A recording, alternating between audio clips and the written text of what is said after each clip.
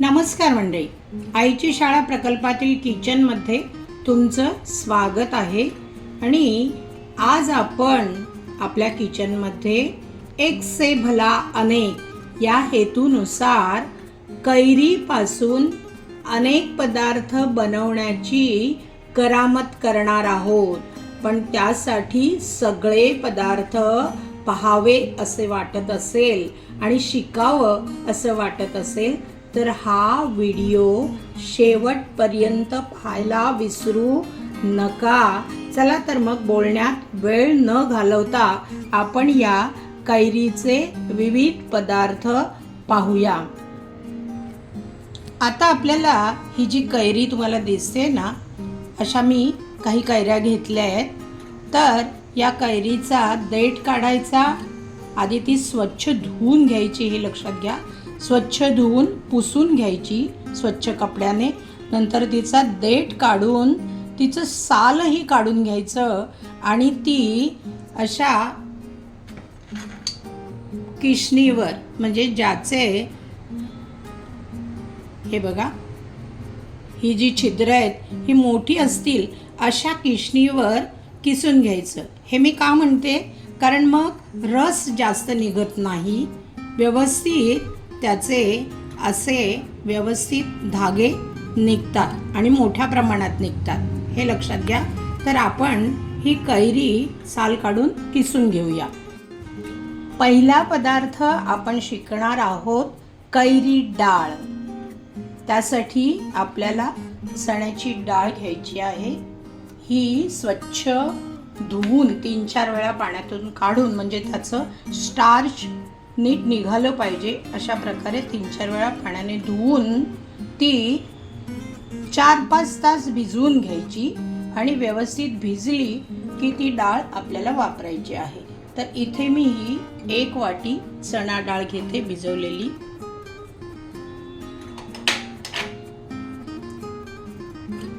या 2-3 मिरच्या आहे, तुकडे करून घेतले. हा छोटासा 1/2 इंच साल काढलेला आल्याचा तुकडा आहे.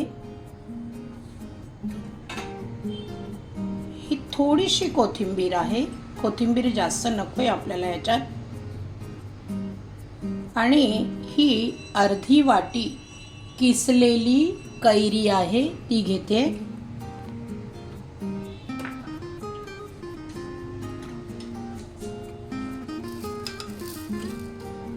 त्याच्यामध्ये 1 चमचा साखर घालते. आंबट गोड तिखट अशी चव येण्यासाठी. तुम्हाला साखर नको असेल तर स्किप करू शकता, पण छान चव येते म्हणून मी ही साखर घेतली आहे. आणि त्याच्यामध्ये चवीप्रमाणे मीठ घालते. हे बघा,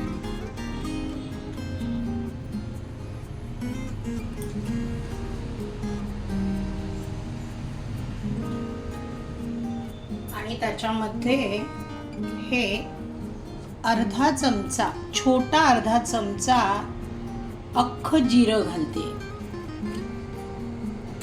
आता आपल्याला हे मिक्सीच्या भांड्यामध्ये जाडसर वाटून घ्यायचे. लक्षात ठेवा, हा जो मिक्सर आहे हा पल्स मोडवर ठेवायचा, म्हणजे बंद सुरू अशा पद्धतीने आपल्याला या सगळ्या वाटणाची भरड करायची आहे. पूर्ण बारीक वाटायचं नाही आहे, कारण कैरी डाळ ही छानपैकी चावता आली पाहिजे. या हेतूने ती जाडसर त्याची भरड करून घ्यायची, जाडसर वाटून घ्यायची. ती आपण वाटून घेऊया. हे बघा, ही कैरी डाळ छानपैकी वाटून झालेली आहे, तुमच्या लक्षात येईल. हे बघा, अशी जाडसर अशी ही वाटलेली आहे. खायला मजा येते त्यामुळे. आणि एखादा डाळीचा कण राहिला असेल तर तो तसाच ठेवायचा, म्हणजे तो सुद्धा खाताना मजा येते. आता या जाडसर वाटलेल्या कैरी डाळीमध्ये हे आपल्याला सजावटीसाठी थोडी कोथिंबीर घालायची आहे आणि थोडीशी वरून कैरी घालायची, किसलेली कच्ची कैरी. हे बघा. आणि आता याला सुरसुरीत फोडणी द्यायची, ते आपण देऊया.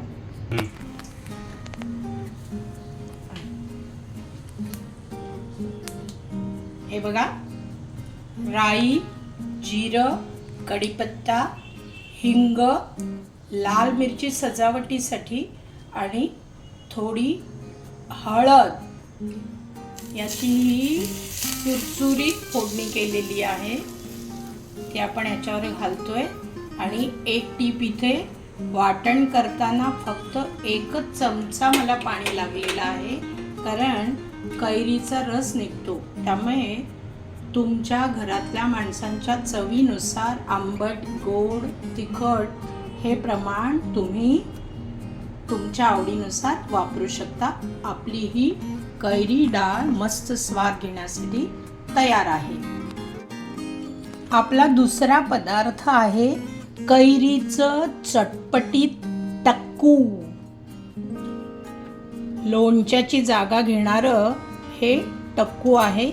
हे बघा, या बोलमध्ये मी ही 1 वाटी किसलेली कैरी घेते.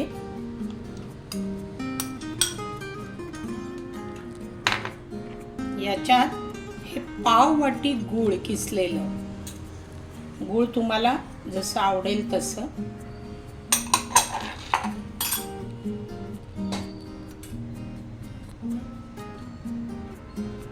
ही थोडीशी 2 चिमूट हळद.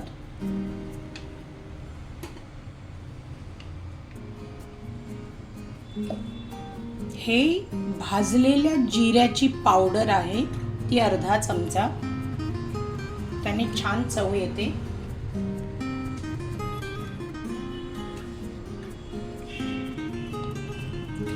एक टेबलस्पून लाल तिखट, हे तुमच्या आवडीनुसार तुम्ही घालू शकता, कमी जास्त करू शकता. आणि सैंधव मीठ, तुम्ही साधं मीठ पण वापरू शकता, पण सैंधव मिठाने आणखी छान चव येते. तेही आवडीनुसार. आणि त्याच्यावर हे गरम स्वयंपाकाचं नुसतं तेल घालायचं. तुम्ही खोबरेल तेल सुद्धा घालू शकता. हे बघा,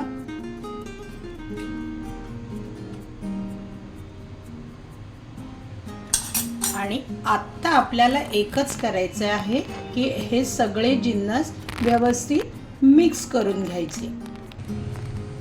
हे बघा, आपलं हे झणझणीत, चमचमीत, आंबट, गोड, चटपटीत असं कैरीचं टक्कू तयार झालेलं आहे. हे पाहू शकता, दिसायला छान आणि चवीलाही अतिशय अप्रतिम. हे बघा, ही आपली झाली दुसरी रेसिपी. आता आपण तिसऱ्या रेसिपीकडे वळूया. Recipe number 3. आता आपल्याला झटपट होणारं कैरीचं पन्ह करायचं आहे. त्यासाठी मी गॅस ऑन केला आहे. हे बघा, आणि गॅसवर ही स्टीलची कढई ठेवलेली आहे आणि त्याच्यामध्ये हे पाणी घालते.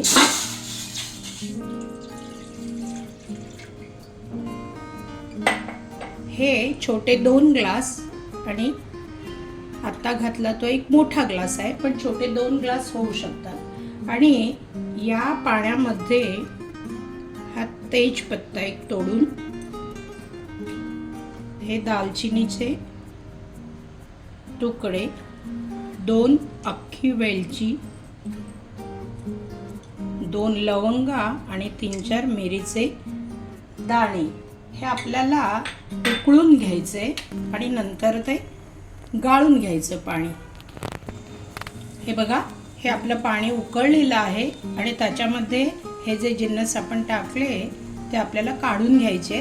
फक्त त्याचा त्या पाण्यामध्ये अरोमा उतरला पाहिजे, एवढं लक्षात ठेवा. आणखी एक इथे सांगते की मी तुम्हाला सांगायला विसरले की इथे मी आल्याचा 1/2 इंच तुकडा पण टाकलेला आहे.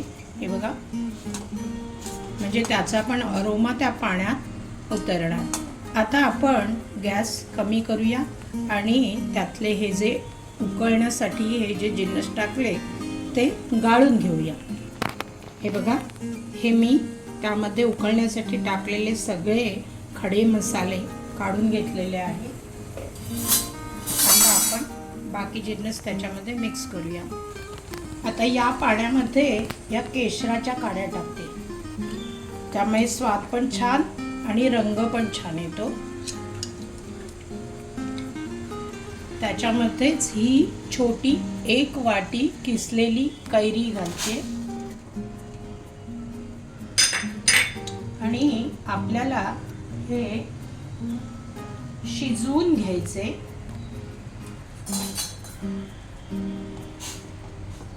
ही कैरी व्यवस्थित शिजवून घ्यायची, ती आपण शिजवून घेऊया. हा कैरीचा किस शिजून तयार झालेला आहे. हे बघा, कैरीचे तुकडे पण तुम्ही घालू शकता, म्हणजे साल काढलेल्या कैरीचे तुकडे पण घालू शकता. काही लोक अख्खी कैरी उकडून पण पन्ह करतात, पण ही माझी पद्धत आहे. आता याच्यामध्ये गूळ घालते मी 1/2 वाटी.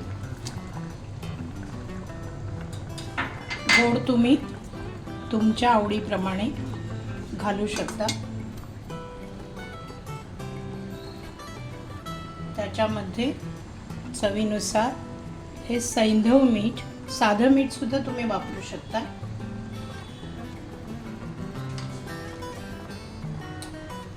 गूळ मी आधी घातलं नाही, कारण कैरी व्यवस्थित शिजली पाहिजे म्हणून.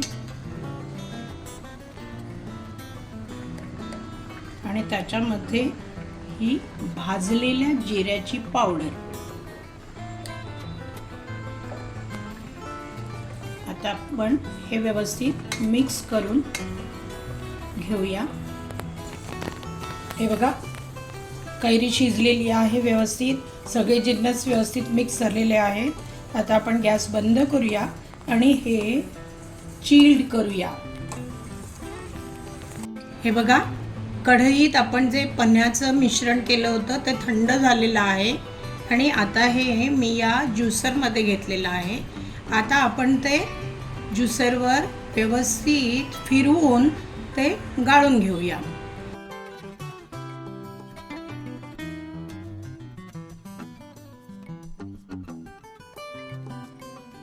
आपलं हे पन्ह तयार झालेलं आहे. आपण असंच पिऊ शकतो किंवा आपण गाळूनही घेऊ शकतो. आपण ते गाळून घेऊया. आता आपण हे पन्ह सर्व करूया आपल्या ग्लासामध्ये. हा घालते बर्फ.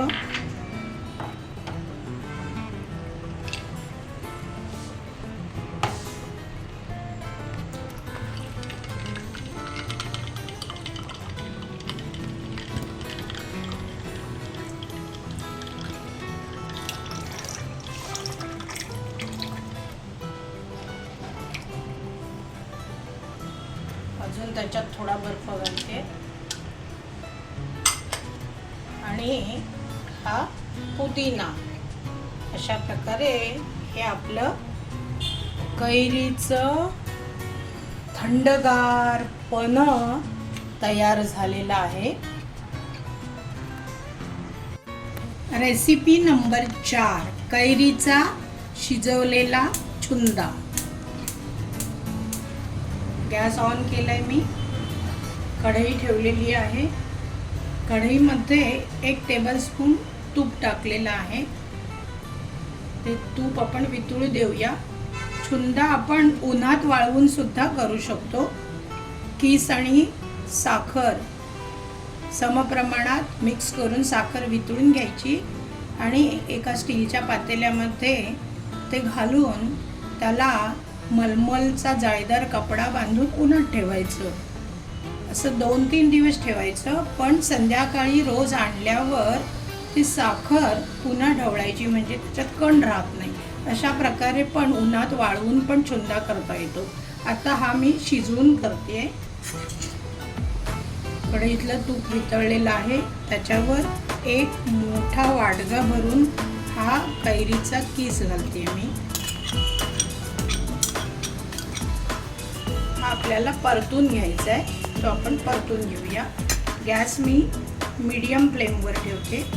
लो मीडियम हाय असं करून हा किस सुरुवातीला ट्रान्सपरंट होईपर्यंत शिजवून घ्यायचा.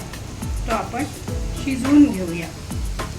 बघा, हा 5 मिनिटासाठी आपण तुपावर परतून घेतला. आता हा किस ट्रान्सपरंट झालेला आहे. हा 1 बाउलभर किस होता, त्याच्यामध्ये हे मी गूळ घालते. हे पाऊण वाटी गूळ आहे, त्याच मापाने. आता आपण हे व्यवस्थित मिक्स करून घेऊया. आणि गूळ घातल्यावर मात्र गॅस लो फ्लेमवर ठेवायचा आणि न थांबता तो असा ढवळत शिजवून घ्यायचा.